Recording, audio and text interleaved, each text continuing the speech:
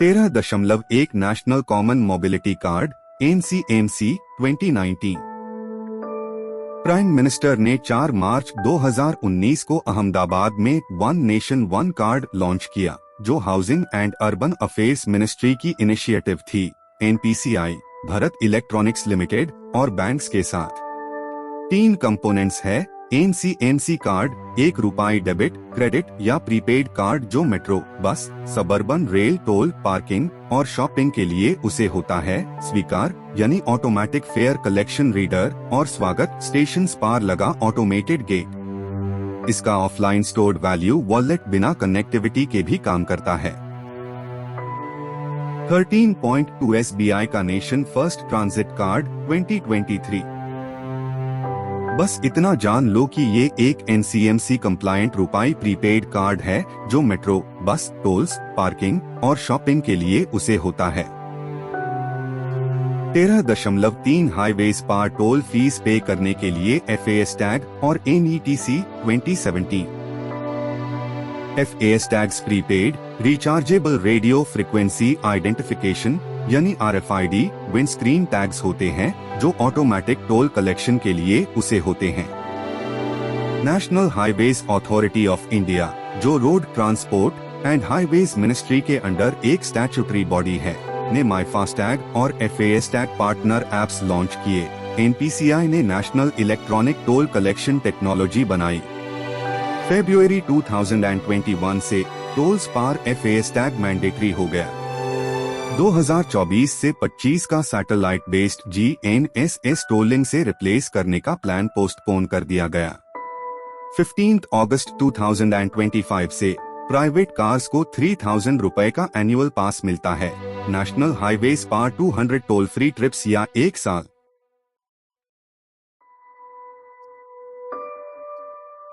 MDR यानी व्यापारिक छूटदार वो फी है जो एक मर्चेंट हर कार्ड ट्रांजैक्शन पर अपने एक्वायरिंग बैंक को देता है, जो ट्रांजैक्शन वैल्यू का परसेंटेज होता है। ये फी कस्टमर के कार्ड इशूइंग बैंक के बीच बांटिया जाता है, जिसे इंटरचेंज फी कहते हैं, मर्चेंट के एक्वायरिंग बैंक के बीच और पेमेंट नेटवर्क, वीजा या मास्टर कार्ड के बीच। MDR क्यों मैटर करता है? ये मर्चेंट्स के मार्जिन्स खा जाता है और पॉइंट ऑफ सेल टर्मिनल्स को डिस्करेज करता है, जिसे डिजिटल इकोनॉमी में रुकावट आती है। छोटे शॉपकीपर्स बस इतना कहते हैं, कैश में डू। 2017 में RBI ने डेबिट कार्ड MDR कैप कर दिया, जो स्मॉल मर्चेंट्स और QR कोड ट्रांजैक्शंस के लिए और कम था। फिर 2019 के फाइनेंस एक्ट ने payment and settlement systems act में सेक्शन 10 इंसर्ट किया और 1 जनवरी 2020 से रुपए डेबिट कार्ड्स और भीम UPI पर MDR 0 हो गया। इसका कॉस्ट गवर्नमेंट उठती है। इससे पहले 2018 से 2 साल तक मेटी डेबिट कार्ड ट्रांजैक्शंस पर 2000 रुपए तक MDR रीइंबर्स करता था। तो आज UPI और रुपए डेबिट पर 0%, रुपए क्रेडिट और सारे मास्टर कार्ड या वीजा कार्ड्स पर X%। रुपए डेबिट या UPI प्रमोट करने से बैंकर्स को कोई MDR नहीं मिलता, इसलिए वो मास्टर कार्ड और वीजा को पुश करते हैं। 0 MDR पेमेंट इंफ्रास्ट्रक्चर बनाने का इंसेंटिव खत्म कर देता है, इसलिए गवर्नमेंट खुद एक इंसेंटिव देती है। FAQ रुपए क्रेडिट कार्ड्स पर MDR लगता है, रुपए डेबिट कार्ड्स पर 0 MDR। UPI incentive scheme MeitY इसे 2021 से चला रहा था। 2025 से फाइनेंस मिनिस्ट्री का डिपार्टमेंट ऑफ फाइनेंशियल सर्विसेज इसे चला रहा है। ये रुपए डेबिट कार्ड्स और लो वैल्यू भीम UPI person to merchant transactions पर बैंक्स और मर्चेंट्स को पेमेंट देता है। स्मॉल मर्चेंट्स को 2000 रुपए तक MDR 0 प्लस 0.15% इंसेंटिव, उससे ऊपर MDR 0 कोई इंसेंटिव नहीं। लार्ज मर्चेंट्स के लिए MDR 0 कोई इंसेंटिव नहीं। फाइनेंशियल ईयर 2025 का आउटले लगभग 1500 करोड़ रुपए। न्यूज़पेपर्स बार बार UPI ट्रांजैक्शंस पर फीस लगने की अफवाह फैलेट रहते हैं। अगस्त 2025 में फाइनेंस मिनिस्ट्री ने कंफर्म कर दिया कि ऐसा कोई प्रपोजल नहीं है। क्लिक बेट को इग्नोर करो। UPSC prelims 2018 merchant discount rate को सबसे अच्छे से कौन सा ऑप्शन डिस्क्राइब करता है? ऑप्शन ए, बैंक्स का अपने डेबिट कार्ड्स एक्सेप्ट करने के लिए मर्चेंट्स को दिया जाने वाला incentive. Option B, debit card से पेमेंट करने वाले कस्टमर्स को बैंक्स द्वारा दिया जाने वाला cashback.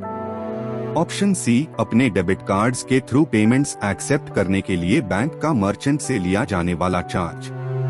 Option D, point of sale machines और डेबिट कार्ड्स के थ्रू डिजिटल पेमेंट्स प्रमोट करने के लिए गवर्नमेंट का मर्चेंट्स को दिया जाने वाला इंसेंटिव। आंसर सी, मर्चेंट पार लगने वाला चार्ज। 14.1 एटीएम और उसके टाइप्स। एटीएम एक कस्टमर को ब्रांच गए बिना कैश विथड्रॉ करने और बैंकिंग करने देता है। इंडिया के एटीएम्स एनपीसीआई के नेशनल फाइनेंशियल स्विच पार चलते हैं। Bank label bank high ISC own, operate और ब्रांड करता है। ब्राउन लेबल बैंक एटीएम और ब्रांड दोनों ओन करता है, लेकिन ऑपरेशंस एक सर्विस प्रोवाइडर को आउटसोर्स कर देता है। व्हाइट लेबल एक नॉन बैंक आईएससी कोई बैंक ब्रांड के बिना ओन और ऑपरेट करता है, जैसे मुथूट फाइनेंस, टाटा कम्युनिकेशंस का इंडिकैश और प्रिज्म।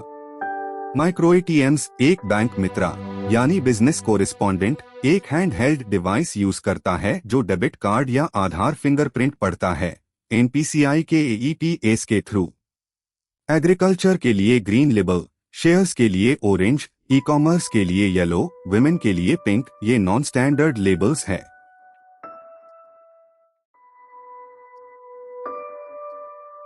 टू 2019 में डिजिटल पेमेंट्स को डिपेंड करने पर आरबीआई की कमेटी, जिसके चेयरमैन नंदन नीलेकनी थे, जो आधार के आर्किटेक्ट है, ने पर कैपिटा डिजिटल ट्रांजैक्शंस में 10 गुना ग्रोथ और डिजिटल पेमेंट्स पर 0 चार्जेस रिकमेंड किया। एक के बाद एक यूनियन बजट्स ने कैश को रिस्ट्रिक्ट किया। 2 लाख रुपए का कैप बेड कैश विड्रॉल्स पर टीडीएस और 10,000 रुपए से ऊपर के कैश बिजनेस एक्सपेंसेस को डिसअलाउ करना। 15.1 आरबीआई का पेमेंट्स इंफ्रास्ट्रक्चर डेवलपमेंट फंड पिडफ।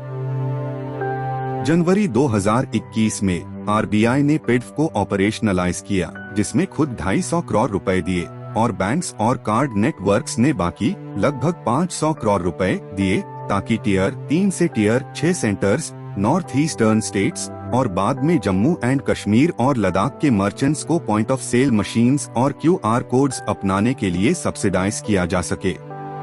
2023 में पीएमएसबीए निधि स्ट्रीट वेंडर्स तक और 2024 में पीएम विश्वकर्मा आर्टिसंस तक एक्सटेंड किया गया। ओरिजिनली 3 साल के लिए था, अब ये दिसंबर 2025 तक चलता है।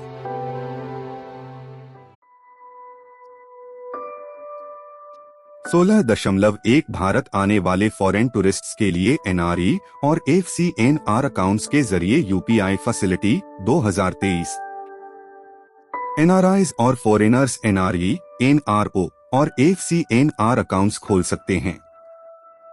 2023 में आरबीआई ने इन्हें और फॉरेन टूरिस्ट्स को, खासकर G20 कंट्रीज से आने वालों को, इंटरनेशनल मोबाइल नंबर्स या एयरपोर्ट पर लोड किए गए प्रीपेड यूपीआई वॉलेट्स के जरिए इंडियन मर्चेंट्स को यूपीआई से पेमेंट करने की इजाजत दे दी।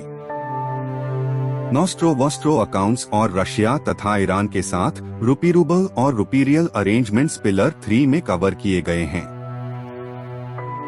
16.2 रुपये कार्ड्स इंटरनेशनल एक्सेप्टेंस। जून 2023 में आरबीआई ने रुपये प्रीपेड फॉरेक्स कार्ड्स को और रुपये डेबिट तथा क्रेडिट कार्ड्स के इंटरनेशनल यूज को इजाजत दे दी और 2024 में रुपये कार्ड्स मॉरिशस में लॉन्च हो गए। 16.3 UPI in Sri Lanka, Mauritius and elsewhere.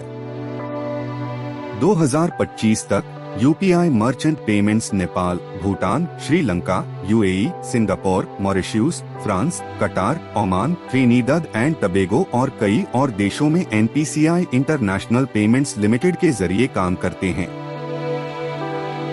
UPSC prelims 2025 में पूछा गया कि यूएई, फ्रांस, जर्मनी, सिंगापुर और बांग्लादेश में से कितने देशों ने इंडिया के साथ यूपीआई ट्रांजैक्शन एग्रीमेंट्स साइन किए हैं। 2, 3, 4 या सभी 5? मई 2025 तक सिर्फ यूएई, फ्रांस और सिंगापुर ने ही साइन किए थे, इसलिए आंसर है बी, सिर्फ 3। 16.4 UPI eight global India UAE ACSS और यूपीआई IPP लिंकेज अगस्त 2023। जुलाई 2023 में इंडिया और यूएई के सेंट्रल बैंक्स ने एक local currency settlement system agreement sign किया, जिससे इंपोर्टर्स, एक्सपोर्टर्स, इन्वेस्टर्स और टूरिस्ट्स US डॉलर को बाईपास करके रुपीस और दिरहम्स में पेमेंट कर सकें, और साथ ही इंडिया के यूपीआई को यूएई के इंस्टेंट पेमेंट प्लेटफॉर्म यानी IPP से लिंक करने पर सहमति बनी। 16.5 यूएई का जयवान कार्ड जो रूपाई पर बेस्ड है और ANI जो यूपीआई पर बेस्ड है। NPCI की निपल यूएई की अल एतिहाद पेमेंट्स को जयवान बनाने में हेल्प कर रही है, जो एक रुपाई बेस्ड डोमेस्टिक कार्ड स्कीम है, ताकि यूएई मास्टर कार्ड और वीजा पर डिपेंड करने की बजाय सेल्फ रिलायंट बन सके। ANI यूएई का यूपीआई जैसा सिस्टम है। कैफ 2024 में पूछा गया कि जयवान किसका डोमेस्टिक डेबिट कार्ड है, यूएई, इजिप्ट, सऊदी अरेबिया या नेपाल? आंसर है UAE. 16.6 UPI eight global project nexus 2024। Project nexus, जिसे बैंक फॉर इंटरनेशनल सेटलमेंट्स के बासेल, स्विट्जरलैंड स्थित इनोवेशन हब द्वारा कोऑर्डिनेट किया जाता है, इंडिया, मलेशिया, फिलीपींस, सिंगापुर और थाईलैंड के फास्ट पेमेंट सिस्टम्स को लिंक करता है, इंडोनेशिया स्पेशल ऑब्जर्वर के रूप में शामिल है, ताकि एक मल्टीलेटरल लिंक के जरिए क्रॉस बॉर्डर पेमेंट्स सिर्फ 60 सेकंड्स में हो सकें, जो लगभग 2026 तक लिव होने की उम्मीद है। 16.7 UPI eight global EU tips linkage नवंबर 2025। EU का यूपीआई जैसा सिस्टम है टारगेट इंस्टेंट पेमेंट सेटलमेंट यानी टिप्स, जिसे यूरो सिस्टम चलाता है। नवंबर 2025 में RBI और European central bank instant euro payments के लिए यूपीआई टिप्स लिंकेज एक्सप्लोर करने पर सहमत हुए। 16.8 फाइनेंशियल मैसेजिंग सिस्टम्स स्विफ्ट और रशिया का बैन। पेमेंट सिस्टम्स पैसा मूव करते हैं, जबकि मैसेजिंग सिस्टम्स इंस्ट्रक्शंस कैरी करते हैं। Society for world wide interbank financial telecommunication यानी स्विफ्ट एक कोऑपरेटिव है जो 1973 में फाउंडेड हुआ था। इसका हेडक्वार्टर बेल्जियम के ला हल्प में है। यह मेंबर बैंक्स के ओन्ड में है और 200 से ज्यादा देशों में 11,000 से ज्यादा इंस्टीट्यूशंस को कनेक्ट करता है। यह सिर्फ बैंक्स, NBFCs और ब्रोकर्स के बीच मैसेजेस कैरी करता है। पैसा तो कोरिस्पोंडेंट बैंक अकाउंट्स के जरिए ही मूव होता है। इंडिया में स्ट्रक्चर्ड फाइनेंशियल मैसेजिंग सिस्टम यानी SFMS, जिसे टाटा कंसल्टेंसी सर्विसेज ने IDRBT यानी institute for development and research in banking technology, जो RBI का रिसर्च आर्म है, के लिए बनाया, NEFT और RTGS की मैसेजिंग हैंडल करता है। ईरान के बैंक्स को उसके न्यूक्लियर प्रोग्राम की वजह से 2012 और 2018 में स्विफ्ट से कट ऑफ कर दिया गया था और मार्च 2022 में रशिया के यूक्रेन पर इन्वेशन के बाद यूरोपियन यूनियन ने 7 प्रमुख रशियन बैंक्स को हटा दिया। इसलिए रशिया अपने system for transfer of financial messages यानी SPFS को और चाइना अपने cross border interbank payment system यानी SIPS को प्रमोट करता है।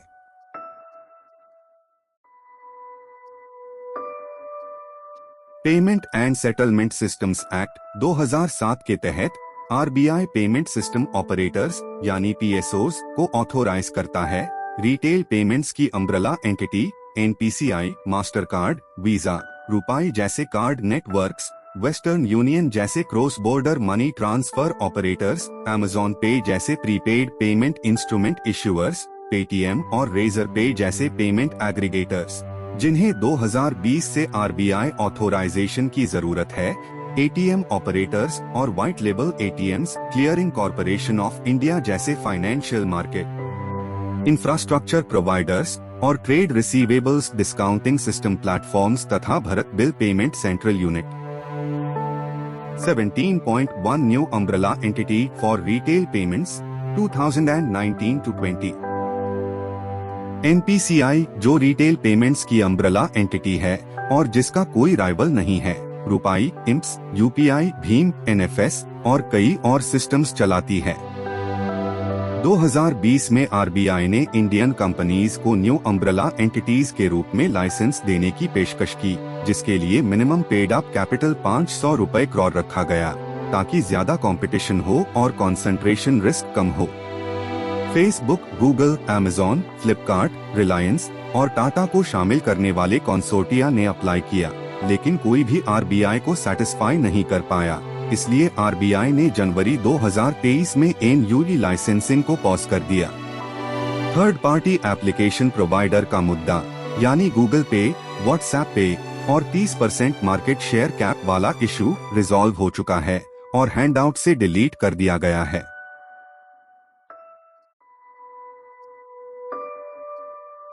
18.1 डिजिटल ट्रांजैक्शंस ओम्बड्समैन 2019। जनवरी 2019 में RBI ने डिजिटल ट्रांजैक्शंस के लिए ओम्बड्समैन स्कीम लॉन्च की और 21 जगहों पर ऐसे ओम्बड्समैन नियुक्त किए। ये prepaid instruments, wallets, apps, NEFT और RTGS के खिलाफ 20 रुपए लाख तक की शिकायतें मुफ्त और तेजी से सुनते हैं और गलती ठीक कराने के साथ साथ मानसिक कष्ट के लिए 1 रुपया लाख तक का मुआवजा भी दिलवा सकते हैं। अपील RBI के डिप्टी गवर्नर के पास जाती है। 20 रुपए लाख से ऊपर के मामलों में कोर्ट्स में जाना पड़ता है। नवंबर 2021 में RBI ने बैंकों, NBFCs और डिजिटल ट्रांजैक्शंस की तीनों स्कीम्स को मिलाकर reserve bank integrated ombudsman scheme बनाई, जिसे वन नेशन वन ओम्बड्समैन कहा गया और लिमिट्स वही रखी। 18.2 RBI के BPSS की जगह पेमेंट्स रेगुलेटरी बोर्ड 2025। 1998 में नरसिम्हम कमेटी 2 ने ई-बैंकिंग और कार्ड पेमेंट्स को रेगुलेट करने का सुझाव दिया।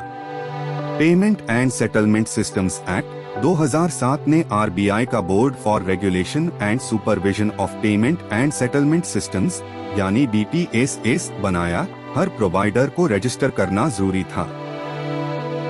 2025 में BPSS की जगह एक नई statutory body payments regulatory board PRB ने ले ली, जो PSS एक्ट में अमेंडमेंट और मई 2025 में नोटिफाई हुए PRB रेगुलेशंस के जरिए बनी। BPSS में 5 मेंबर्स थे।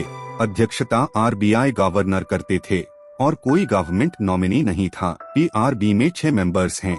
अध्यक्षता अब भी गवर्नर करते हैं। इसमें IT सेक्रेटरी और फाइनेंशियल सर्विसेज सेक्रेटरी दोनों आमतौर पर IAS ऑफिसर्स, एक गवर्नमेंट नॉमिनी और RBI से 3 लोग, गवर्नर, पेमेंट्स के लिए डिप्टी गवर्नर और एक RBI ऑफिसर शामिल हैं। PRB को साल में 2 बार मिलना जरूरी है। यह रतन वतल कमेटी की 2016 की सिफारिश के अनुसार है, जिस पर लंबे समय से बहस चल रही थी क्योंकि RBI गवर्नमेंट की मौजूदगी का विरोध करता था।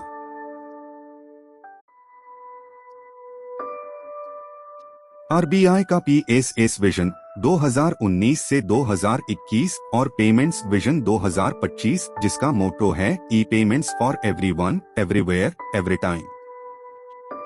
RBI का डिजिटल पेमेंट्स इंडेक्स, जो जनवरी 2021 में लॉन्च हुआ, डिजिटाइजेशन को ट्रैक करता है। इसका बेस मार्च 2018 में 100 था, जो मार्च 2025 तक बढ़कर 490 हो गया। इसके 5 पैरामीटर्स हैं: payment enablers, demand side infrastructure, supply side infrastructure, payment performance और कंज्यूमर सेंट्रिसिटी। इंडेक्स RBI का फाइनेंशियल इंक्लूजन इंडेक्स, जो 2021 में लॉन्च हुआ, गरीबों की बैंकिंग, क्रेडिट, इंश्योरेंस, पेंशन तक पहुंच को मेजर करता है। इसके 3 सब इंडिसेस हैं: एक्सेस, यूसेज, क्वालिटी, जिनका वेटेज क्रमशः 35%, 45%, 20% है। रेंज 0 से 100 तक है और मार्च 2025 में यह 67 था। UPSC प्रीलिम्स 2026 में इसके 3 सब इंडिसेस पूछे गए थे। जवाब है access, usage, quality. Competition RBI का हार्बिंगर हैकाथॉन डिजिटल पेमेंट्स पर होता है। 2024 के 2 थीम्स थे: जीरो फाइनेंशियल फ्रॉड्स और बीइंग दिव्यांग फ्रेंडली। विनर्स को याद रखने की जरूरत नहीं है।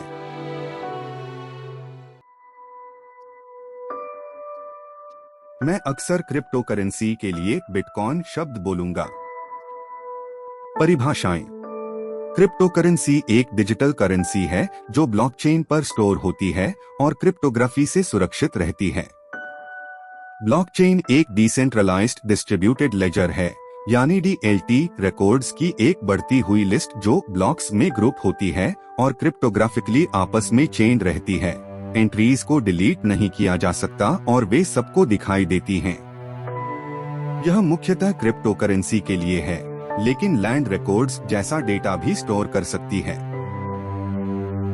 संक्षेप में, हर नोड के पास लेजर की एक कॉपी होती है। ट्रांजैक्शंस कंसेंसस से वैलिडेट होते हैं, प्रूफ ऑफ वर्क जिसमें माइनर्स पजल्स सॉल्व करके कॉइन्स कमाते हैं, या प्रूफ ऑफ स्टेक जिसमें वैलिडेटर्स कॉइन्स लॉक अप करते हैं। हर ब्लॉक पिछले ब्लॉक का हैश साथ रखता है। किसी एक ब्लॉक में बदलाव करने से पूरी चेन टूट जाती है, यानी टैंपरिंग पकड़ी जा सकती है। ब्लॉकचेन्स पब्लिक और परमिशनलेस जैसे बिटकॉइन, एथेरियम प्राइवेट और परमिशन, एक ऑर्गेनाइजेशन की, कंसोर्टियम फेडरेटेड, एक ग्रुप की, या हाइब्रिड हो सकती हैं।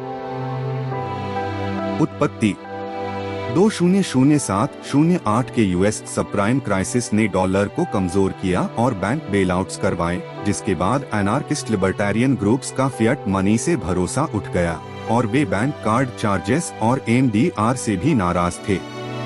अक्टूबर 2008 में गुमनाम सातोशी नाकामोटो ने बिटकॉइन व्हाइट पेपर पब्लिश किया। पहला जेनेसिस ब्लॉक 3 जनवरी 2009 को माइन हुआ। इसकी सीमा 2.1 करोड़ 21 मिलियन कॉइन्स पर तय है। अब तक 1.99 करोड़ 19.9 मिलियन माइन हो चुके हैं। एक बिटकॉइन 10 करोड़ 100 मिलियन सातोशी के बराबर होता है। अन्य क्रिप्टो करेंसीज हैं एथेरियम, डॉगी कॉइन और भारत की लैक्समी कॉइन। 20.1 मेम कॉइन्स जैसे ट्रम्प कॉइन। मेम कॉइन एक ऐसी क्रिप्टो करेंसी है जिसका नाम सेलिब्रिटीज, एनिमल्स या इंटरनेट जोक्स पर रखा जाता है और यह आमतौर पर मजाकिया होती है। यह प्राइवेटली इश्यू होती है, गवर्नमेंट बैक नहीं होती।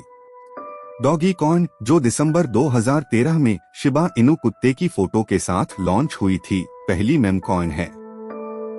जनवरी 2025 में डॉलर ट्रम्प कॉइन ट्रम्प के इनॉग्रेशन से कुछ दिन पहले लॉन्च हुई, जो $70 से ऊपर पहुंचने के बाद 25 तारीख को लगभग $29 की रह गई और फिर तेजी से गिर गई। 20.2 हॉट वॉलेट बनाम कोल्ड वॉलेट। क्रिप्टो वॉलेट ठीक वैसे ही जैसे रुपयों के लिए पेटीएम वॉलेट होता है, आपकी प्राइवेट कीज स्टोर करता है। हॉट वॉलेट्स इंटरनेट से जुड़े होते हैं, जैसे कोई ऐप या एक्सचेंज, इस्तेमाल में आसान लेकिन हैक होने का खतरा। कोल्ड वॉलेट्स कनेक्टेड नहीं होते, जैसे USB डिवाइस या पेपर, ज्यादा सुरक्षित पर इस्तेमाल में थोड़े मुश्किल। 20.3 बिटकॉइन की कीमतों में उतार चढ़ाव।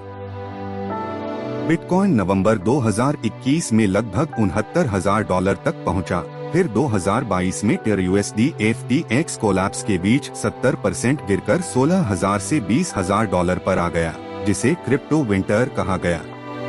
जनवरी 2024 में सेक ने स्पॉट बिटकॉइन ETFs को अप्रूव किया। दिसंबर तक यह $1,00,000 पार कर गया। 2025 में यह $1,00,000 से ऊपर बना रहा। अक्टूबर में $126,000 तक छुआ, फिर जनवरी 2026 तक गिरकर $87,500 पर आ गया। 20.4 USA bitcoin strategic reserve 2025। Background, US का 1975 का strategic petroleum reserve oil supply shocks से बचाव करता है। यूएस एजेंसीज ने क्रिमिनल्स और एवेडर्स से 200,000 बिटकॉइंस जब्त किए थे। मार्च 2025 में ट्रंप के एग्जीक्यूटिव ऑर्डर से इन्हीं जब्त किए गए कॉइन्स से यूएस स्ट्रैटेजिक बिटकॉइन रिजर्व बनाया गया, साथ ही एक डिजिटल एसेट स्टॉकपाइल भी। बताए गए फायदे, प्रॉफिट, वेलफेयर फंड्स और tax free debt relief. Critics इसे स्पेक्युलेटिव बताते हैं। बिटकॉइन हाविंग हर 210,000 ब्लॉक्स के बाद ब्लॉक रिवॉर्ड को आधा कर देता है। आखिरी हाविंग अप्रैल 2024 में हुई थी। जिसके बाद रिवॉर्ड घटकर 3.125 बिटकॉइंस रह गया। 20.5 क्रिप्टो स्कैम्स, हाल के ग्लोबल स्कैम्स। एक्सचेंजेस में बड़े बड़े फ्रॉड्स हो चुके हैं। दुनिया के सबसे बड़े एक्सचेंज बाइनेंस पर 2023 में $4 बिलियन से ज्यादा का जुर्माना लगा, जब इसके फाउंडर ने एंटी मनी लॉन्ड्रिंग वायलेशंस की गिल्टी प्लीड की। FTX नवंबर 2022 में कोलैप्स हो गया। फाउंडर सैम बैंकमैन-फ्राइड को 2024 में 25 साल की सजा मिली। 10 लाख से ज्यादा इन्वेस्टर्स का पैसा फंस गया। भारतीय एक्सचेंज वजीरेक्स ने जुलाई 2024 में नॉर्थ कोरिया के लेजारस ग्रुप के साइबर अटैक में $230 मिलियन से ज्यादा गंवाए। CoinDCX ने 2025 में लगभग $44 मिलियन गंवाए। सबसे बड़ी चोरी बाइबिट का $1.5 बिलियन का हैक, फरवरी 2025। FAQ, अगर हम बिटकॉइन को ट्रेस कर सकते हैं तो यह अनट्रेसेबल कैसे है? एनालॉजी, HTML से विकिपीडिया भी बन सकती है, जिसे सब पढ़ सकते हैं, या जीमेल भी, जिसे सिर्फ ओनर पढ़ता है। यह डिजाइनर पर डिपेंड करता है। बिटकॉइन का लेजर पब्लिक है, लेकिन स्यूडोनिमस है। एड्रेसेस दिखते हैं, नाम नहीं। बस 3-4 नेगेटिव पॉइंट्स याद रख लीजिए।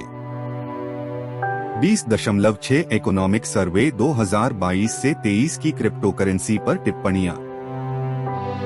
ज्यादातर क्रिप्टो करेंसीज कुछ वेल्स के पास होती हैं, जो कीमतों में हेरफेर कर सकते हैं। समस्याएं: बिजली की खपत, टैक्स इवेजन, कीमतों में उतार चढ़ाव, इन्वेस्टर फ्रॉड और कोई इंट्रिंसिक वैल्यू न होना। सर्वे EU, जापान जैसे देशों के रूल्स का जिक्र करता है, लेकिन एक ग्लोबल एफर्ट पर जोर देता है। OECD और G20 इस पर काम कर रहे हैं। भारत की 2023 की G20 प्रेसिडेंसी के दौरान क्रिप्टो एसेट्स पर IMF FSB synthesis paper adopt किया गया था। हमें क्रिप्टो पर भी उतने ही सख्त रूल्स चाहिए जितने शेयर्स पर हैं। 20.7 क्रिप्टो करेंसी प्रॉफिट्स, 30% टैक्स और 1% TDS। Budget 2022। Budget 2022 income tax act में वर्चुअल डिजिटल एसेट्स को डिफाइन किया गया। ट्रांसफर से होने वाले गेन्स पर फ्लैट 30% टैक्स, सिर्फ कॉस्ट ऑफ एक्विजिशन की डिडक्शन, कोई लॉस सेट ऑफ नहीं। और जुलाई 2022 से एक थ्रेशहोल्ड से ऊपर 1% TDS। मार्च 2023 ऐसे प्रोवाइडर्स को prevention of money laundering act के दायरे में लाया गया, जिन्हें फाइनेंशियल इंटेलिजेंस यूनिट के साथ रजिस्टर करना होता है। डिटेल्स पिलर 2A में हैं। बैकग्राउंड: RBI के अप्रैल 2018 के सर्कुलर ने बैंकों को क्रिप्टो से रोका था, जिसे सुप्रीम कोर्ट ने मार्च 2020 में internet and mobile association of India versus RBI case में रद्द कर दिया। प्राइवेट क्रिप्टो को बैन करने वाला 2021 का बिल कभी इंट्रोड्यूस ही नहीं हुआ। भारत क्रिप्टो को न तो बैन करता है और न ही लीगल टेंडर के रूप में मान्यता देता है, बस उस पर टैक्स लगाता है।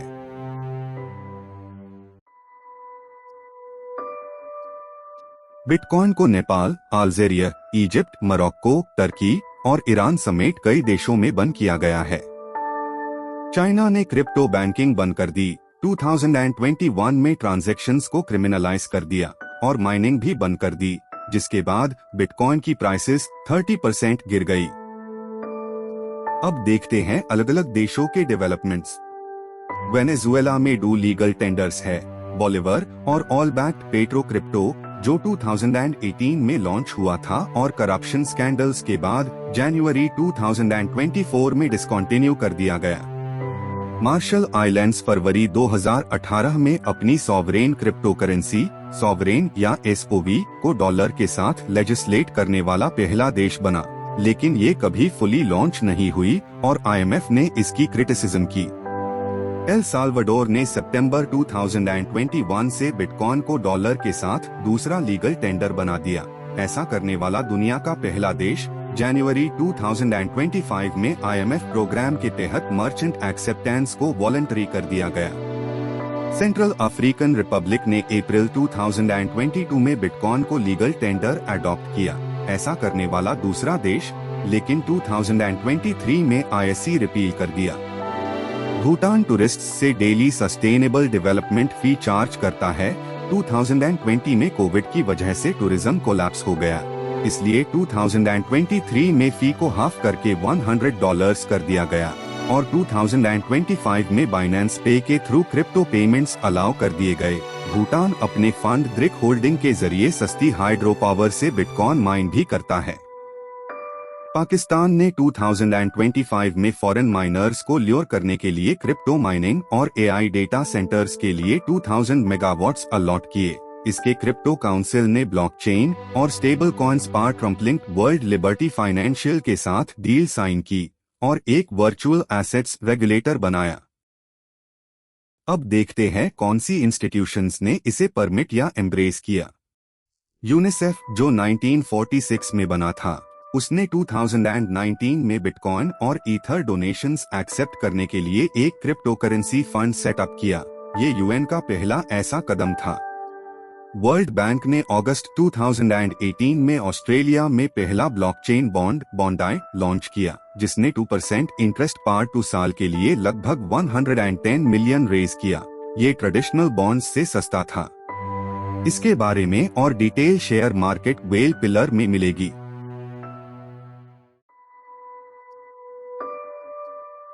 माइका, ईयू का क्रिप्टो एसेट्स लॉ 2023 में अडॉप्ट हुआ और दिसंबर 2024 से एप्लीकेबल हुआ।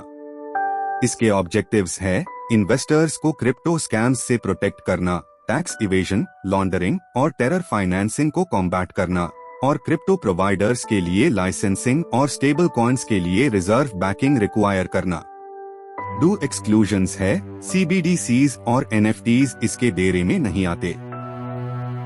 कार्फ, जो OECD का क्रिप्टो एसेट रिपोर्टिंग फ्रेमवर्क है, 2022 में आया और टैक्स अथॉरिटीज के बीच क्रिप्टो डेटा का ऑटोमेटिक एक्सचेंज एनेबल करता है, बिल्कुल बैंक्स के कॉमन रिपोर्टिंग स्टैंडर्ड की तरह। इंडिया समेत डजन्स जुरिस्डिक्शंस 2027 के आसपास ये एक्सचेंजेस शुरू करेंगे। अब बात करते हैं स्टेबल कॉइन्स और जीनियस एक्ट की। एक स्टेबल कॉइन गोल्ड या डॉलर जैसे किसी रिजर्व एसेट से पेग होता है। एग्जाम्पल्स है फेसबुक का लिब्रा, जो बाद में डियम बना और 2022 में अबैंडन कर दिया गया, साथ ही टेदर और USD कॉइन। चैलेंजेस है money laundering, terror financing, poor protection और फ्रॉड, जैसे मई 2022 में टेरर USD का कोलैप्स, जिसने $40 बिलियन वाइप आउट कर दिए। फ्रांस, EU और G20 ने 2019 में लिब्रा का ऑपोजिशन किया था। जुलाई 2025 में ट्रंप ने जीनियस एक्ट साइन किया, जो 1-to-1 stable coin reserves require करता है। USA के 3 क्रिप्टो लॉज है। क्लैरिटी एक्ट, जो डिसाइड करता है कि क्रिप्टो पर जुरिस्डिक्शन सेट का होगा या CFTC का। जीनियस एक्ट, जो स्टेबल कॉइन्स को रेगुलेट करता है, और anti CBDC surveillance state act, जो फेड को एक सर्वेलेंस CBDC बनाने से रोकता है।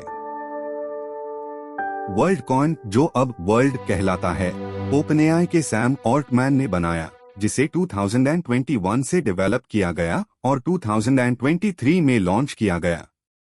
ये एक डिवाइस ऑर्ब के जरिए आइरिस स्कैन करता है, जिसे एक वर्ल्ड ID बनती है, जो प्रूव करती है कि आप ह्यूमन हैं, और बदले में फ्री WLD टोकन्स देता है। आधार की तरह ये ग्लोबली एक्सेप्टेड है और स्कीम बेनिफिट्स और पासपोर्ट एप्लीकेशंस को इजी बनाता है, लेकिन प्राइवेसी और बायोमेट्रिक मिसयूज की कंसर्न्स की वजह से केन्या और स्पेन ने इसे सस्पेंड कर दिया। अब इस सेक्शन के PYQs देखते हैं। UPSC प्रीलिम्स 2016 में बिटकॉइन के बारे में पूछा गया। 1 कि ये सेंट्रल बैंक्स द्वारा ट्रैक होता है। 2 कोई भी बिटकॉइन एड्रेस किसी भी दूसरे से सेंड और रिसीव कर सकता है। 3 पेमेंट्स बिना दोनों तरफ की आइडेंटिटी जाने भेजे जा सकते हैं। ऑप्शंस द A 1 और 2, B 2 और 3, C सिर्फ 3, D तीनों।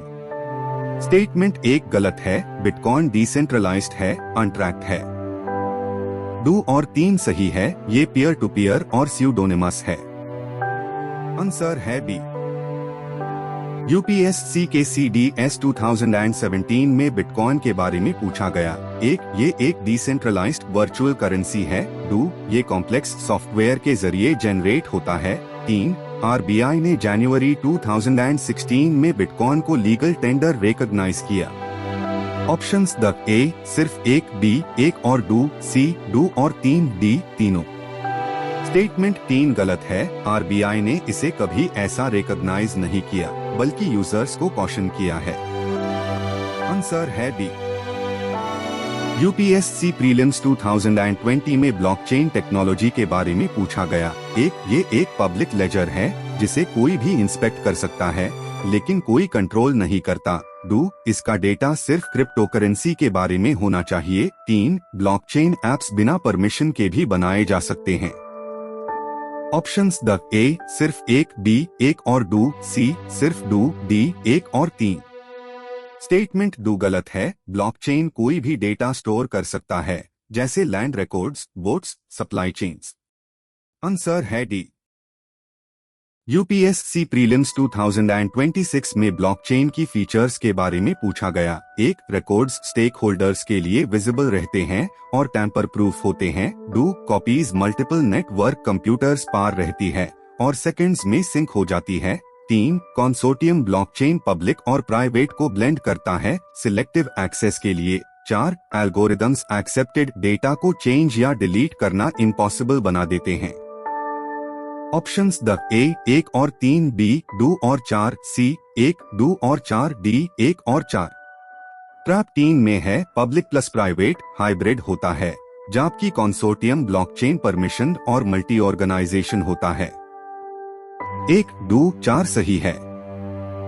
आंसर है सी। यूपीएससी ने ब्लॉकचेन 2 बार पूछा है। क्या टाइप्स टेस्ट करके पब्लिक, प्राइवेट, कंसोर्टियम, हाइब्रिड इन्हें जरूर सीख लीजिए। प्रीलिम्स 2018 से WannaCry, पेटिया, एटर्नल ब्लू का संबंध एक्सोप्लैनेट्स, क्रिप्टोकरेंसी, साइबर अटैक्स या सैटेलाइट्स से है। आंसर है साइबर अटैक्स, रैंसमवेयर जो बिटकॉइन डिमांड करता था। क्रिप्टोकरेंसी एक डिस्ट्रैक्टर था।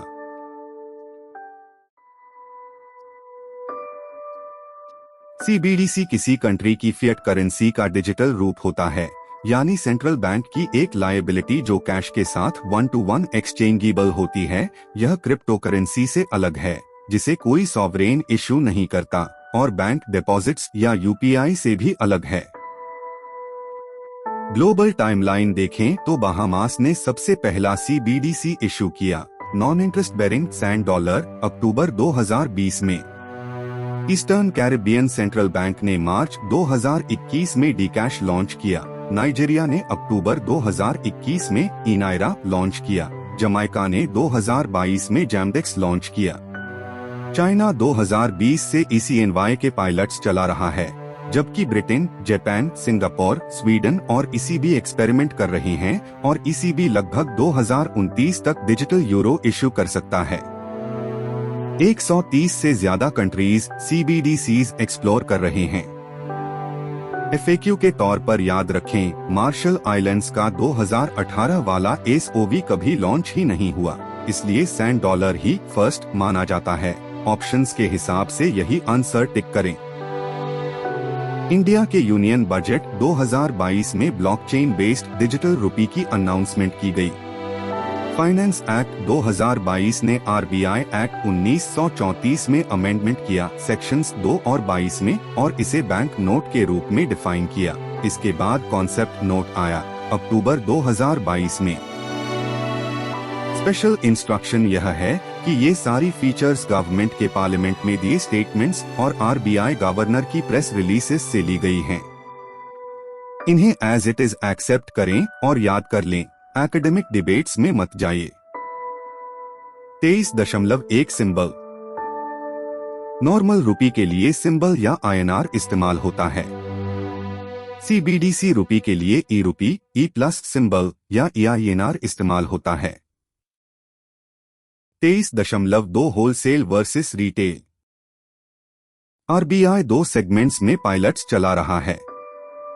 CBDC रिटेल यानी ERUPR सबसे पहले दिसंबर 2022 में लॉन्च हुआ। 4 बैंक्स के साथ SBI, ICICI, yes bank, IDFC first, Mumbai, Delhi, Bengaluru और भुवनेश्वर में अभी लगभग 17 बैंक्स इसमें शामिल हैं और यह पर्सन टू पर्सन और पर्सन टू मर्चेंट यूज के लिए है। CBDC होलसेल यानी ERUPW सबसे पहले नवंबर 2022 में 9 बैंक्स के साथ लॉन्च हुआ। Government securities settlement, call money borrowing और फ्यूचर क्रॉस बॉर्डर पेमेंट्स के लिए। मार्च 2025 तक ERUP का सर्कुलेशन 1000 करोड़ रुपीस से ज्यादा हो गया। 23.3 Indian CBDC is a digital token of legal tender. Indian CBDC blockchain और डिस्ट्रीब्यूटेड लेजर टेक्नोलॉजी इस्तेमाल करता है। यह एक डिजिटल टोकन है जो कैश जैसी ही डिनोमिनेशंस में लीगल टेंडर को रिप्रेजेंट करता है। इसे RBI एक्ट 1934 के तहत बनाया गया, जिसमें 2022 में अमेंडमेंट हुआ था। RBI गवर्नमेंट ऑफ इंडिया की तरफ से ERUP इशू करता है। ERUP RBI की एक लायबिलिटी है, कैश की तरह, जिसमें प्रॉमिस टू पे द बियरर होता है और यह बैंक्स के थ्रू डिस्ट्रीब्यूट होता है। कैश की तरह इस पर भी कोई इंटरेस्ट नहीं मिलता, लेकिन इसमें कैश जैसा ट्रस्ट, सेफ्टी और सेटलमेंट फाइनलिटी मिलती है। 23.4 सेटलमेंट फाइनलिटी। सेटलमेंट फाइनलिटी का मतलब है कि ट्रांजैक्शन कंप्लीट होने के बाद उसके रिवर्स होने का कोई रिस्क नहीं रहता। कैश और ERUP दोनों में यह फाइनलिटी होती है, एक बार पैसा दे दिया तो उसे वापस नहीं खींचा जा सकता।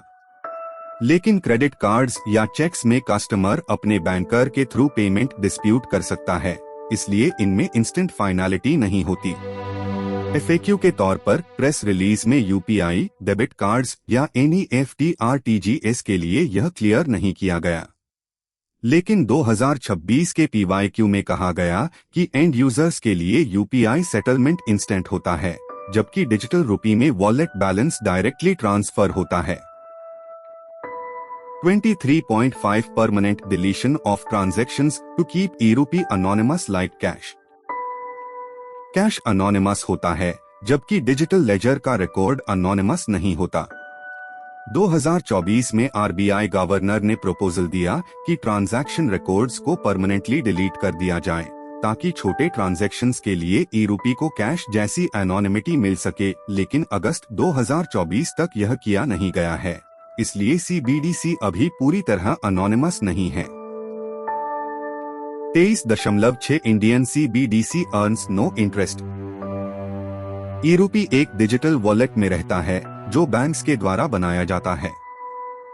बैंक डिपॉजिट्स के उलट इस पर कोई सेविंग्स इंटरेस्ट नहीं मिलता, क्योंकि इसे आप खुद रखते हैं कैश की तरह, इसलिए बैंक्स इसे डिपॉजिट नहीं मानते। वॉलेट से बाहर निकलने के बाद यह बैंक डिपॉजिट में कन्वर्ट हो जाता है और उसके बाद यह ERUP नहीं रहता। यह इसलिए मैटर करता है क्योंकि अगर CBDC पर इंटरेस्ट मिलने लगे तो डिपॉजिट्स बैंक्स से निकलकर CBDC वॉलेट्स में जा सकते हैं, यानी बैंक्स का डिसइंटरमीडिएशन हो सकता है, जिसे RBI अवॉइड करना चाहता है। 23.7 चाइना टू पे interest on the UN CBDC ECNY 2026। चीन की ECNY पहले कोई इंटरेस्ट नहीं देती थी। जनवरी 2026 से वॉलेट बैलेंसेस पर सेविंग्स डिपॉजिट्स जैसा इंटरेस्ट मिलने लगा है और चीन के सेंट्रल बैंक ने ECNY को M0 स्टेटस दे दिया, जो भारत के डिजाइन से अलग है। 23.8 प्रोग्रामेबिलिटी और ऑफलाइन फीचर्स। ERUP का इस्तेमाल पर्सन टू पर्सन और पर्सन टू मर्चेंट ट्रांजैक्शंस के लिए होता है। फरवरी 2024 में RBI ने प्रॉक्सिमिटी टेक्नोलॉजीज के जरिए ऑफलाइन फंक्शनैलिटी का प्रस्ताव दिया, साथ ही प्रोग्रामेबिलिटी का भी, यानी पैसे पर कंडीशंस लगाना। 3 टाइप्स हैं: पर्पस बाउंड, जैसे कोई कंपनी एम्प्लॉइज को सिर्फ रेलवे टिकट्स के लिए 10,000 ERUPs दे। एक्सपायरी बाउंड, जैसे किसी यूनिवर्सिटी का 10,000 ERUP का बुक स्टिपेंड जो 1 महीने में इस्तेमाल न होने पर वापस चला जाए। और ज्योग्राफी बाउंड, जो सिर्फ GPS कोऑर्डिनेट्स तक सीमित हो। असली पायलट्स ओडिशा और आंध्र प्रदेश के किसानों को फार्म इनपुट्स और कार्बन क्रेडिट इंसेंटिव्स के लिए प्रोग्रामेबल ERUP दिया गया। टेनेंट फार्मर्स को पर्पस बाउंड लोन्स मिले। ध्यान रहे, यह NPCI के ERUP गिफ्ट वाउचर्स से अलग है, दोनों अलग प्रोडक्ट्स हैं। 23.9 ERUP बनाम ERUP। ERUP RBI द्वारा जारी सेंट्रल बैंक डिजिटल करेंसी है, fiat money legal tender. E-rupee NPCI द्वारा जारी शॉपिंग के लिए एक गिफ्ट कार्ड है, न फिएट है न लीगल टेंडर, बस एक स्पेंडिंग टूल है। 23.10 CBDC के बेनिफिट्स। CBDC के ये फायदे हैं। पहला, करेंसी छापने, धोने, रखने और नष्ट करने की कॉस्ट कम हो जाती है। आरबीआई इस पर हजारों करोड़ खर्च करता है। दूसरा, काउंटरफिटिंग कम होती है। तीसरा, ज्यादा ट्रेसेबिलिटी, यह चेक करना कि स्कीम का पैसा बेनिफिशियरीज तक पहुंचा या नहीं, बिजनेसमैन की इनकम और टैक्स का पता लगाना और टैक्स डिपार्टमेंट को ऑटो अलर्ट्स मिलना। चौथा, प्रोग्रामेबल करेंसी, गवर्नमेंट किसी किसान को 6,000 रुपीज देती है, जो सिर्फ 15 दिनों के अंदर सीड्स और फार्म टूल्स पर ही खर्च हो सकते हैं। पांचवा, आसान ग्लोबल ट्रांसफर, जैसे चीन घाना को डिजिटल युआन उधार दे, डॉलर्स और स्विफ्ट को बाईपास करते हुए प्रोजेक्ट एम्ब्रिज, जिसमें चाइना, हांगकांग, थाईलैंड, यूएई और सऊदी अरेबिया शामिल हैं, इसी को टेस्ट कर रहा है। साथ ही राउंड द क्लॉक सेटलमेंट और ऑफलाइन फाइनेंशियल इंक्लूजन भी मिलता है। 23.11 CBDC की चैलेंजेस। पहला, डिजिटल डिवाइड, हर किसी के पास गैजेट्स, इंटरनेट या डिजिटल पेमेंट की जानकारी नहीं होती और हर दुकानदार डिजिटल पेमेंट्स एक्सेप्ट भी नहीं करता। दूसरा, अगर बिजली बंद हो जाए तो साइबर अटैक या डिजास्टर से इकोनॉमी रुक सकती है। तीसरा, ब्लॉकचेन चलाने के लिए राउंड द क्लॉक सर्वर्स चाहिए, जिससे ई वेस्ट पैदा होता है। साथ ही सर्वेलेंस को लेकर प्राइवेसी की चिंता है और बैंक डिसइंटरमीडिएशन का रिस्क भी। यही वजह है कि आरबीआई CBDC को इंटरेस्ट फ्री रखता है और होल्डिंग्स पर कैप भी लगा सकता है। 23.12 CBDC की UPI QR कोड्स के साथ इंटरऑपरेबिलिटी। 2022 से 23 में CBDC के ट्रायल्स कुछ शहरों में शुरू हुए, इसलिए बैंक्स ने अलग अलग ऐप्स बनाई। सितंबर 2023 से पहले SBI का YONO app UPI QR codes scan करता था, लेकिन उसके ई-रूपी ऐप को अलग CBDC कोड्स चाहिए होते थे।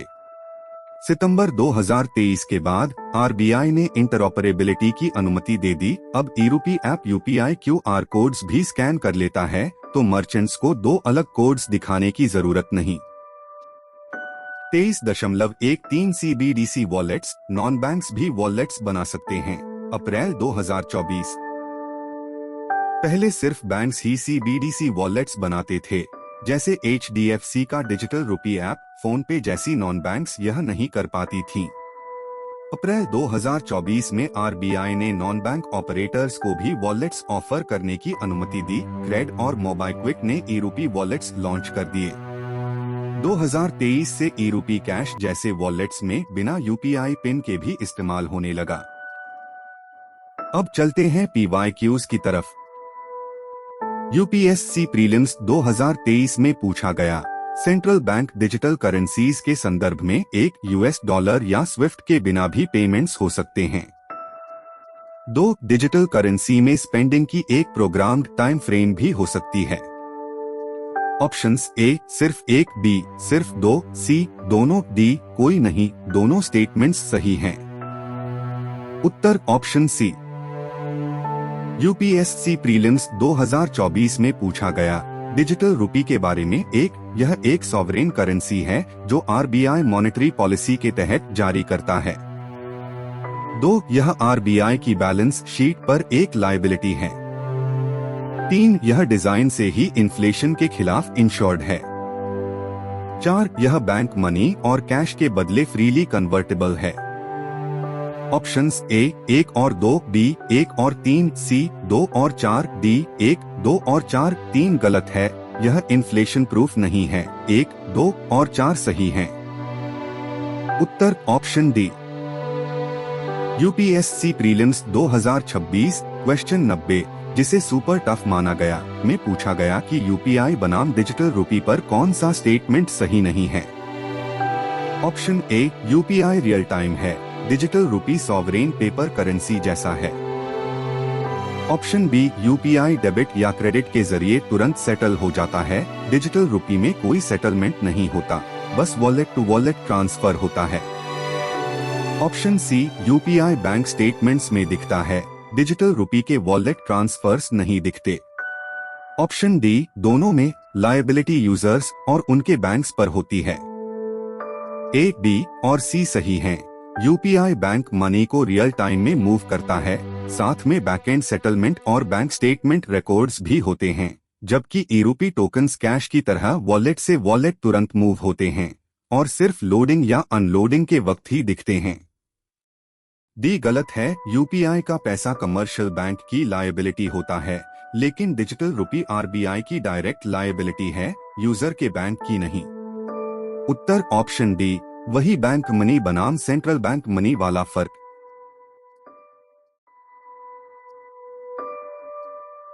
फंजिबिलिटी का मतलब है कि किसी एसेट की यूनिट्स आपस में इंटरचेंजेबल होती है, वैल्यू में आइडेंटिकल, सब्स्टिट्यूटेबल और बिना किसी लॉस के सबडिवाइड की जा सकती है। अब इस टेस्ट को अप्लाई करते हैं। एक 500 रुपये का नोट सबडिवाइड होकर 5 100 रुपये के नोट्स बन सकता है, जिनकी वैल्यू सेम होती है, फंजिबल हाँ। 1 किलोग्राम का गोल्ड बार सब डिवाइड होकर 10 100 ग्राम बिस्किट्स में बदल सकता है, जिनकी वैल्यू बार के बराबर होती है, फंजिबल हाँ। 1 बिटकॉइन 10 की पावर 8 सातोशी के बराबर होता है और वैल्यू सेम रहती है, फंजिबल हाँ। लेकिन 100 ग्राम का डायमंड 100 अलग अलग 1 ग्राम डायमंड्स से ज्यादा वर्थ का होता है, फंजिबल नहीं। शेयर्स और बॉन्ड्स इस तरह सब डिवाइड नहीं होते, एक शेयर उसी कंपनी के दूसरे शेयर के बराबर होता है, किसी अलग कंपनी के शेयर के बराबर नहीं, फंजिबल नहीं।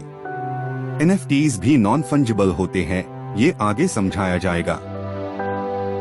अब बात करते हैं सीबीडीसी की फंजिबिलिटी की।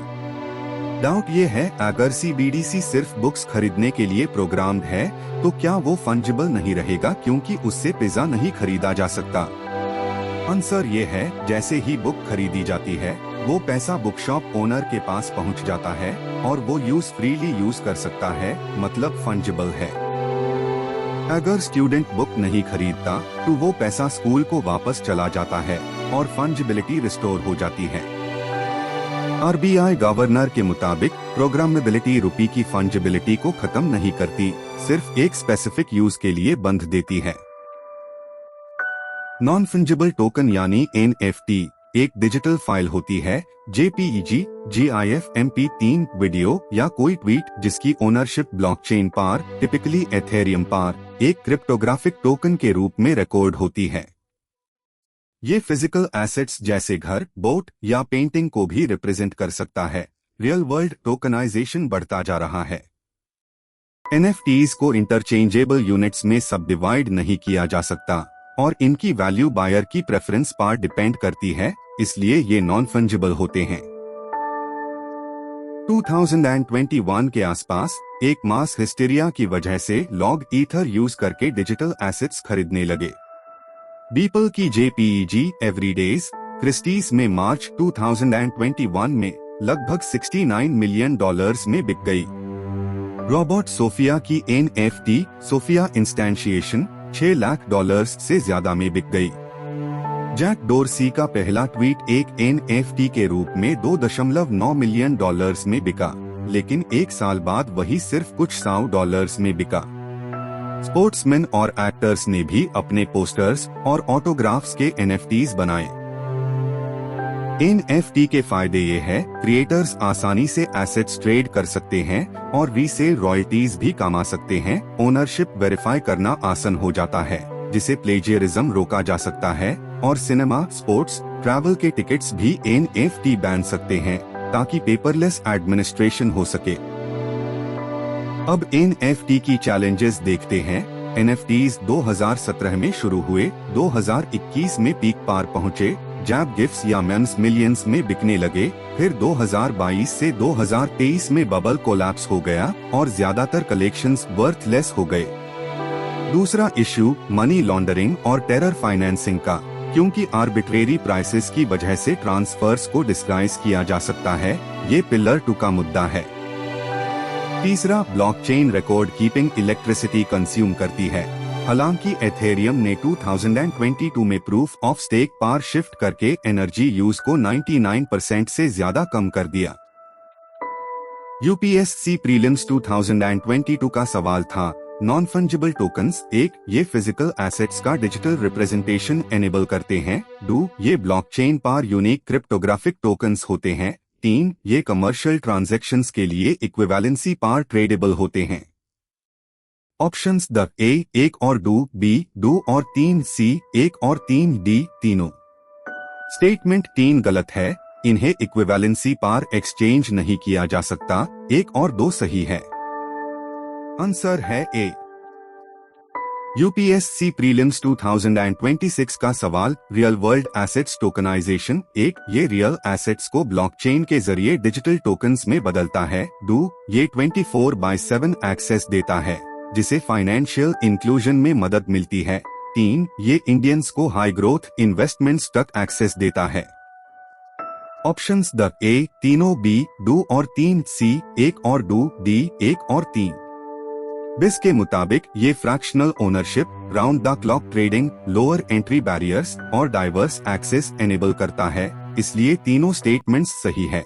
आंसर है ए। ये एनएफटी और फंजिबिलिटी वेल टॉपिक का ही एक्सटेंशन है। आरबीआई गवर्नर ने डिपॉजिट्स और गवर्नमेंट सिक्योरिटीज को टोकेनाइज करने की बात भी की है। 2027 में इसे रिलेटेड और सवाल आने की उम्मीद है।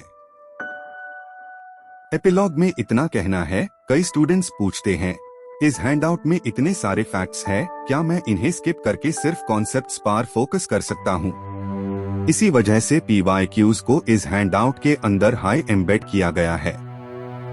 नोटिस कीजिए 2016, 2017, 2018, 2020, 2022, 2023, 2024, 2025, 2026 के सवालों में फैक्ट्स और कॉन्सेप्ट्स दोनों मिक्स किए गए थे।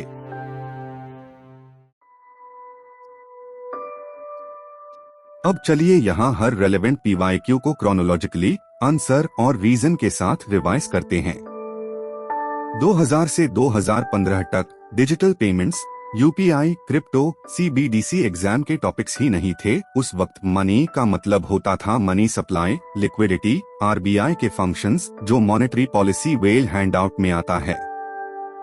लेकिन 2 सवाल इस पिलर को टच करते हैं, इसलिए उन्हें यहाँ इंक्लूड किया गया है। 2001 का सवाल, ब्रॉड मनी M3 में क्या क्या शामिल है? करेंसी, डिमांड डिपॉजिट्स, बैंक्स के साथ टाइम डिपॉजिट्स। आंसर है तीनों M3, M1 plus time deposits होता है और M1 करेंसी प्लस डिमांड और अदर आरबीआई डिपॉजिट्स होता है। करेंसी फिएट मनी होती है और डिपॉजिट्स बैंक मनी होते हैं। 2013 का सवाल, इन लिक्विड एसेट्स को डिक्रीजिंग लिक्विडिटी के ऑर्डर में रैंक कीजिए। Demand, time, savings, deposits, currency. Answer है currency, demand deposits, savings deposits, time deposits, यानी ऑर्डर 4, 1, 3, 2। कैश सबसे ज्यादा लिक्विड होता है, बैंक मनी उससे कम और फिक्स्ड डिपॉजिट्स सबसे कम लिक्विड होते हैं। 2015 का सवाल, PMJDY किस मकसद से लॉन्च की गई थी? आंसर है फाइनेंशियल इंक्लूजन के लिए। PMJDY अकाउंट्स के साथ फ्री रुपए डेबिट कार्ड और ओवरड्राफ्ट फैसिलिटी मिलती है, दोनों कवर की गई है। 2016 में कोर बैंकिंग सॉल्यूशंस का सवाल, आंसर ए। स्टेटमेंट 1 सही है, ब्रांच नेटवर्किंग होती है और अकाउंट्स कहीं भी ऑपरेट किए जा सकते हैं। 2016 में बिटकॉइंस का सवाल, आंसर बी। 2 और 3 सही है, ये सेंट्रल बैंक द्वारा ट्रैक नहीं होते, पीयर टू पीयर होते हैं और स्यूडोनिमस होते हैं। 2017 में NPCI का सवाल, फाइनेंशियल इंक्लूजन और रुपए दोनों से रिलेटेड, आंसर सी। दोनों स्टेटमेंट्स सही है। 2017 में UPI के लाइकली कॉन्सिक्वेंस का सवाल, आंसर ए। ऑनलाइन ट्रांजैक्शंस के लिए मोबाइल वॉलेट्स जरूरी नहीं रहेंगे। 2018 में लीगल टेंडर मनी का सवाल, आंसर बी। ऐसा पैसा जिसे क्रेडिटर को एक्सेप्ट करना ही पड़ता है। 2018 में भीम ऐप का सवाल, आंसर ए। स्टेटमेंट 1 सही है, डेबिट कार्ड में वो कैर फैक्टर्स नहीं होते। 2018 में मर्चेंट डिस्काउंट रेट का सवाल, आंसर सी, ये कार्ड पेमेंट्स के लिए बैंक द्वारा मर्चेंट से लिया जाने वाला चार्ज होता है। 2018 में WannaCry, पेट्या, एटर्नल ब्लू का सवाल, ये साइबर अटैक्स है, इनका क्रिप्टो से कोई लेना देना नहीं है। 2019 में इस पिलर से डायरेक्ट कोई सवाल नहीं है, उस साल का मनी मल्टीप्लायर वाला सवाल मॉनेटरी पॉलिसी के पिलर में आता है। 2020 में ब्लॉकचेन टेक्नोलॉजी का सवाल, आंसर डी, 1 और 3 सही है, ब्लॉकचेन सिर्फ क्रिप्टो का डेटा नहीं रखता। 2021 में इस पिलर से कुछ नहीं है, मनी मल्टीप्लायर और बॉन्ड यील्ड वेल सवाल पिलर 1A2 में जाते हैं। 2022 में NFT फीचर्स का सवाल, आंसर ए, सिर्फ 1 और 2 सही है, इन्हें इक्विवेलेंसी पर एक्सचेंज नहीं किया जा सकता। 2023 में CBDC का सवाल, आंसर सी, पेमेंट्स बिना डॉलर या स्विफ्ट के हो सकते हैं और ये प्रोग्रामेबल टाइम फ्रेम के साथ आते हैं। 2024 में डिजिटल रुपी का सवाल, आंसर डी, 1, 2 और 4 सही है, ये इन्फ्लेशन के अगेंस्ट इंश्योर्ड नहीं होता। 2025 में RTGS वर्सेस NEFT का सवाल, आंसर ए, स्टेटमेंट 1 सही है, RTGS पर कोई इनवर्ड चार्ज नहीं लगता और दोनों ही 24/7 अवेलेबल है। 2025 में UPI डील कंट्रीज का सवाल, UAE, France, Singapore, answer B, सिर्फ ये 3 हाई कंट्रीज। 2026 में UPI वर्सेस डिजिटल रुपी का सवाल, स्टेटमेंट डी गलत है, ई-रुपी RBI की लायबिलिटी होती है, जबकि UPI बैंक की लायबिलिटी होता है। 2026 में ब्लॉकचेन फीचर्स का सवाल, आंसर सी, 1, 2 और 4 सही है, कंसोर्टियम ब्लॉकचेन पब्लिक प्राइवेट नहीं होता। 2026 में RWA टोकनाइजेशन का सवाल, आंसर ए, तीनों स्टेटमेंट्स सही है। 2026 में RBI फाइनेंशियल इंक्लूजन इंडेक्स का सवाल, इसके 3 पैरामीटर्स है, एक्सेस, यूसेज और क्वालिटी। 2026 में हिस्ट्री का सवाल, पाली टेक्स्ट्स और पंच मार्क कॉइन्स दोनों हाई अर्बन इमर्जेंस और मनी इकोनॉमी ट्रांजिशन को दर्शाते हैं। बोनस में CDS 2011 का सवाल, 50 पैसे कौन पार था, दोनों स्टेटमेंट्स सही थे। CDS 2017 का सवाल, बिटकॉइन पार था, जिसमें 1 और 2 स्टेटमेंट्स सही थे। EPFO 2023 का सवाल था कि RTGS NEFT RBI के होते हैं, NPCI के नहीं, आंसर डी, CAF 2024 में जयवान UAE का कार्ड है। ओवरऑल पैटर्न्स देखे तो statement based questions single word GK से ज्यादा डोमिनेट करते हैं। UPSC कॉन्सेप्ट को फैक्ट के साथ पेयर करता है और लुकलाइक्स टेस्ट करता है, जैसे RTGS versus NEFT, e-RUPI versus e-RUPI, UPI versus digital rupee, consortium versus hybrid blockchain, fungible versus non fungible, fiat versus legal tender, और किसी रिफॉर्म के बाद यूजुअली 3 से 6 साल का वेट करता है। साथ ही how many of the above और विच इज नॉट करेक्ट जैसे फॉर्मेट्स भी बढ़ते जा रहे हैं।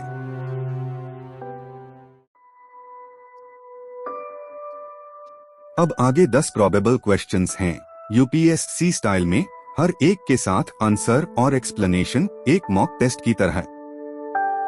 Probable question number 1, payments regulatory board जो 2025 में बना, उसने payment and settlement systems act 2007 के तहत BPSS की जगह ली। इसकी अध्यक्षता फाइनेंस मिनिस्टर करते हैं और इसमें सेंट्रल गवर्नमेंट के नॉमिनीज शामिल हैं। बताइए कितने स्टेटमेंट्स सही हैं?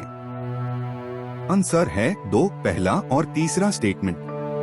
PRB की अध्यक्षता RBI गवर्नर करते हैं, फाइनेंस मिनिस्टर नहीं, और जहां BPSS में सरकार का एक भी मेंबर नहीं था, वहां अब 3 गवर्नमेंट साइड मेंबर्स जोड़े गए हैं। रैशनल यह है कि UPSC रिफॉर्म्स को टेस्ट करने में आमतौर पर 3 से 6 साल की लैग रखता है और यह क्वेश्चन उसी पैटर्न में फिट बैठता है। Probable question number 2200 rupee note के बारे में, इसे आरबीआई ने डिमोनेटाइज कर दिया है। यह अभी भी लीगल टेंडर है। इसे नवंबर 2016 में इंट्रोड्यूस किया गया था। बताइए इनमें से कौन कौन से स्टेटमेंट्स सही हैं? आंसर है दूसरा और तीसरा स्टेटमेंट। इसे विथड्रॉ किया गया था, डिमोनेटाइज नहीं। यह अभी भी लीगल टेंडर है और यह 2016 की डिमोनेटाइजेशन के बाद आया था। रैशनल यह है कि यह question fiat money, legal tender और विथड्रॉल के फर्क को टेस्ट करता है। प्रोबेबल क्वेश्चन नंबर 3, ई-रूपी और ई-रूपी पर कौन सा स्टेटमेंट गलत है? ए, ई-रूपी आरबीआई द्वारा इशू किया जाता है। ई-रूपी एनपीसीआई द्वारा डेवलप किया गया है। बी, ई-रूपी लीगल टेंडर है, ई-रूपी नहीं है। सी, ई-रूपी एक प्रीपेड वाउचर है जिसे बिना बैंक अकाउंट या फोन के भी रिडीम किया जा सकता है। डी, ई-रूपी वॉलेट में रखने पर सेविंग्स बैंक जितना इंटरेस्ट मिलता है। आंसर है डी, ई-रूपी पर कोई इंटरेस्ट नहीं मिलता। ए, बी, सी तीनों सही हैं। रैशनल यह है कि यूपीएससी डिजिटल रूपी के वॉलेट, लायबिलिटी और इंटरेस्ट फीचर्स को बार बार टेस्ट करता रहता है और ई-रूपी एक लुकलाइक ट्रैप की तरह रखा जाता है। Probable question number 4, RTGS, NEFT, IMPS और यूपीआई में से कितनों को आरबीआई खुद ओन और ऑपरेट करता है? आंसर है सिर्फ 2 आरटीजीएस और एनईएफटी, इम्प्स और यूपीआई एनपीसीआई के होते हैं। रैशनल यह है कि यह ईपीएफओ 2023 वाले ट्रैप का ही रिकास्ट वर्जन है। प्रोबेबल क्वेश्चन नंबर 5, एनपीसीआई के बारे में, क्या यह payment and settlement systems act 2007 के तहत एक स्टैट्यूटरी बॉडी है, एक नॉट फॉर प्रॉफिट कंपनी है और फिलहाल रिटेल पेमेंट्स के लिए सोल अम्ब्रेला एंटिटी है? आंसर है सिर्फ आखिरी 2 सही हैं। एनपीसीआई स्टैट्यूटरी नहीं है। यह आरबीआई और आईबीए द्वारा प्रमोट की गई सेक्शन 8 कंपनी है, नॉट फॉर प्रॉफिट है और जनवरी 2023 में न्यू अम्ब्रेला एंटिटी लाइसेंसिंग रुकने के बाद से यह सोल अम्ब्रेला एंटिटी है। रैशनल यह है कि एनपीसीआई के ओनरशिप पर 2017 और 2023 में सवाल पूछा जा चुका है और एनयूटी वाला एंगल बिल्कुल फ्रेश है। Probable question number 6, blockchain instruments के बारे में, क्या स्टेबल कॉइन एक ऐसी क्रिप्टो करेंसी है जो फिएट करेंसी या गोल्ड जैसे किसी रिजर्व एसेट से पेग होती है? क्या ईयू का माइका रेगुलेशन सीबीडीसीज को भी गवर्न करता है? क्या यूएस का genius act 2025 payment stable coins को रेगुलेट करता है? आंसर है पहला और तीसरा। माइका में सीबीडीसीज और एनएफटीज को एक्सक्लूड किया गया है। रैशनल यह है कि क्रिप्टो रेगुलेशन और यूएस लॉ 2025 के करंट अफेयर्स हैं, जिन्हें यूपीएससी आमतौर पर 1-2 साल बाद पूछता है और 2023 वाले क्वेश्चन में पहले ही स्विफ्ट को क्रिप्टो सीबीडीसी कॉन्टेक्स्ट में इस्तेमाल किया जा चुका है। Probable question number 7, project nexus के बारे में, क्या यह बैंक फॉर इंटरनेशनल सेटलमेंट्स के इनोवेशन हब की एक इनिशिएटिव है जो अलग अलग देशों के फास्ट पेमेंट सिस्टम्स को आपस में जोड़ती है? क्या इसके जरिए इंडिया का यूपीआई मलेशिया, फिलीपींस, सिंगापुर और थाईलैंड से लिंक किया जा रहा है? क्या इसका target cross border retail payments को लगभग 60 सेकंड में पूरा करना है? आंसर है तीनों सही हैं। रैशनल यह है कि 2025 में पूछा गया था कि किन देशों के साथ यूपीआई के डील्स हैं और नेक्सस, यूएई वाली लिंकेज और ईयू का टिप्स डील उसी थ्रेड को आगे बढ़ाते हैं।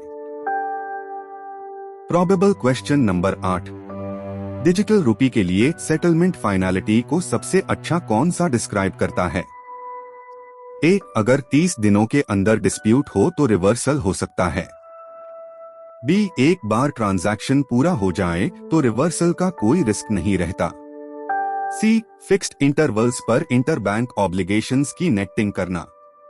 डी, आरबीआई के करेंसी डिजाइन डिसीजंस की finality.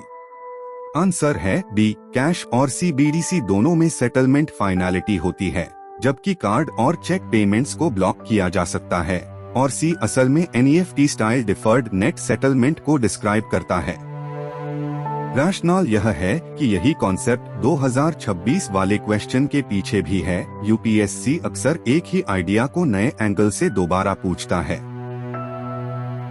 Probable question number 9, Indian coins और नोट्स के बारे में। क्या कॉइनेज एक्ट 2011 के तहत गवर्नमेंट 1000 रुपीज तक के कॉइन्स इशू कर सकती है?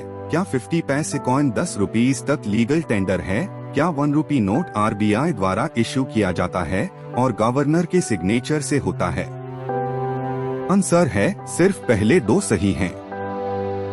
1 rupee note government of India द्वारा इशू किया जाता है और उस पर फाइनेंस सेक्रेटरी का सिग्नेचर होता है। रैशनल यह है कि लीगल टेंडर वाला हिस्सा 2018 में पूछा जा चुका है और इशूइंग अथॉरिटी वाला एंगल अब ओवरड्यू है। Probable question number 10, cheque clearing के बारे में। चेक ट्रंकेशन सिस्टम के तहत क्या सिर्फ इलेक्ट्रॉनिक इमेज और डेटा भेजा जाता है, फिजिकल चेक नहीं? क्या पॉजिटिव पे में पेई को डिपॉजिट से पहले चेक डिटेल्स दोबारा कंफर्म करनी होती है? क्या आरबीआई T+1 बैच क्लियरिंग से हटकर कंटिन्यूअस क्लियरिंग पर आ गया है, जहां सेटलमेंट रियलाइजेशन पर होता है?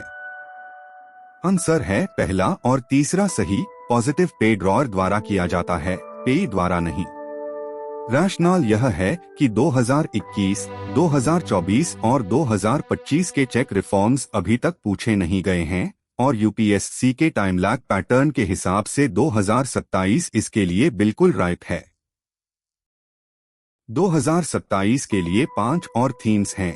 यूपीआई सर्कल और यूपीआई लाइट एक्स। अप्रैल 2026 से लागू होने वाले additional factor of authentication rules. Mobility card के 3 कंपोनेंट्स, एनसीएमसी, स्वीकार, स्वागत, hot versus cold crypto wallets और चाइना का इंटरेस्ट बेरिंग ECNY बनाम इंडिया का इंटरेस्ट फ्री ई-रूपी। साथ ही 4 ब्लॉकचेन टाइप्स भी याद रखिए, public, private, consortium, hybrid.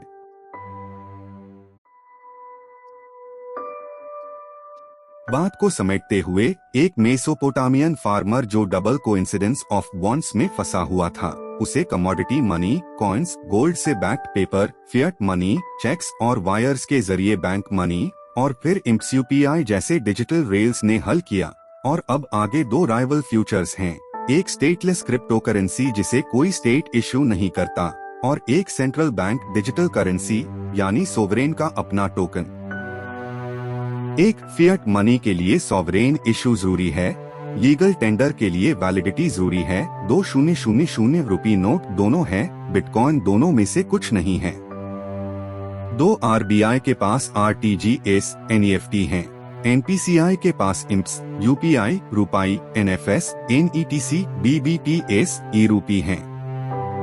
3 e-rupee RBI की लायबिलिटी है, इंटरेस्ट फ्री है, सेटलमेंट फाइनल है, जबकि यूपीआई बैंक मनी को मूव करता है। 4 यूपीआई और रुपाई डेबिट पर NDR 0 है, छोटे यूपीआई ट्रांजैक्शंस पर इंसेंटिव मिलता है। 5 blockchain public, private, consortium, hybrid NFTs non fungible होते हैं, जबकि CBDC प्रोग्राम्ड होने पर भी फंजिबल रहता है। पिलर 1A1 यानी मनी अब कंप्लीट हो चुका है। अगला है pillar 1A2 monetary policy, CRR, SLR, repo, reverse repo, money supply, multiplier. Thanks, आगे बढ़ते रहिए।